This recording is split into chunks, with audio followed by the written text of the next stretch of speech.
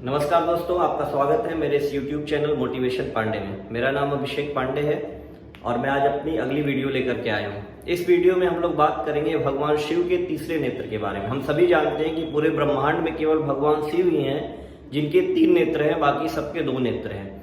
तो भगवान शिव के 3 नेत्र कैसे हुए, इसकी कथा हम लोग जानेंगे। इसकी 2 कथा है, दोनों कथाओं को मैं आपको विस्तार से बताऊंगा कि भगवान शिव के 3 नेत्र कैसे हुए।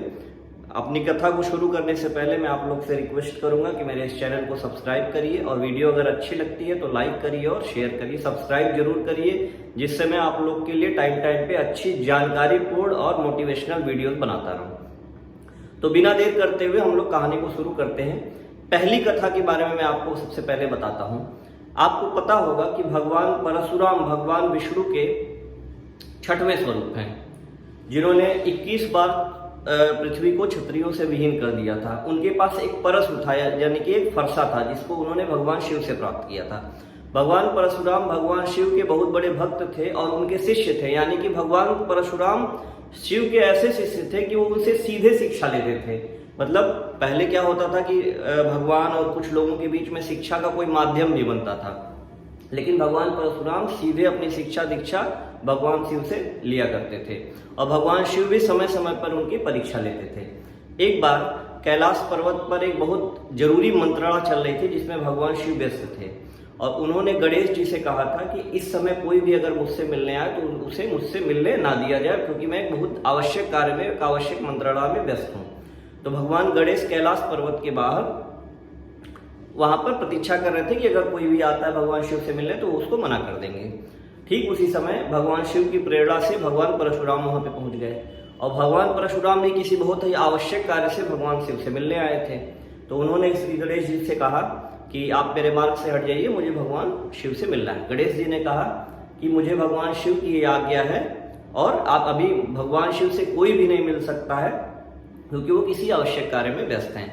भगवान परशुराम ने कहा, मैं उनका शिष्य हूं, मैं उनसे शिक्षा लेता हूं, मेरे लिए ऐसा कोई भी बंधन नहीं है। भगवान शिव मुझसे कभी भी किसी भी समय मिल सकते हैं, उन्होंने मुझसे कहा हुआ है।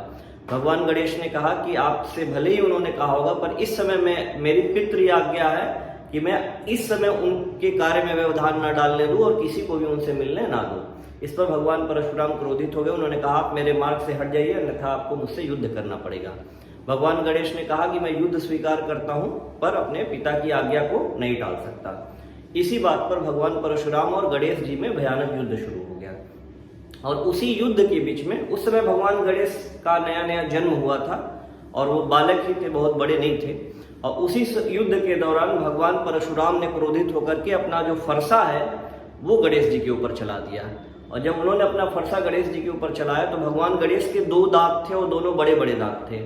जैसे उनको हाथी का सूंड लगाया गया था, तो हाथी के बाहर के जो 2 दांत होते हैं उनके दोनों दांत थे।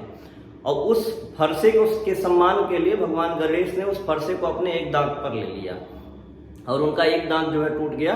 तभी से भगवान गणेश को एक दंत कहा जाने लगा।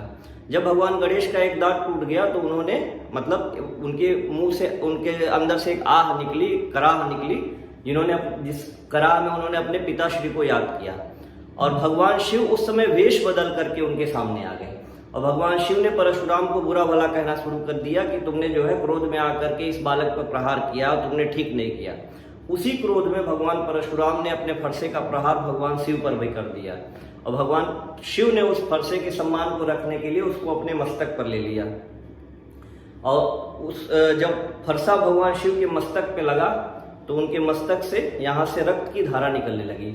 इसी वजह से भगवान शिव का एक दूसरा नाम खंड परशु भी है, क्योंकि उसी परशु से लगने पे उनके मस्तक में खंड हो गया और वहां से रक्त की धारा निकलने लगी। पर भगवान परशुराम ने इसे अपना अपमान नहीं समझा और उन्होंने अपने वास्तविक रूप में आकर के परशुराम जी को दर्शन दिया। और परशुराम जी ने जब भगवान शिव को अपने सामने देखा तो तुरंत उनके पैरों में गिर पड़े और क्षमा मांगने लगे। कहे, हे भगवान शिव, मुझसे कितना बड़ा पाप हो गया है और मैं इस पाप का आपसे क्षमा भी नहीं मांग सकता हूं, क्योंकि मेरे पाप की कोई सीमा नहीं है, मैंने कितना बड़ा पाप कर दिया। भगवान शिव ने कहा कि नहीं वत्स, मैं तुम्हारी परीक्षा ले रहा था कि जो मैंने शिक्षा दीक्षा तुम्हें दी है उसमें कितनी शक्ति है और तुम मेरी परीक्षा में सफल हुए हो। और भगवान शिव ने आशीर्वाद दिया कि आज से जिस क्रोध के साथ तुमने मेरे ऊपर प्रहार किया था वही क्रोध मेरे इस मस्तक में तीसरे नेत्र के रूप में समा जाएगा और कोई भी इस क्रोध का सामना नहीं कर पाएगा। जो भी इसके सामने आएगा, अगर मेरा तीसरा नेत्र खुलेगा तो उसका बचना असंभव होगा और उसकी मृत्यु हो जाएगी। और यहीं से भगवान शिव की तीसरी आंख बनी।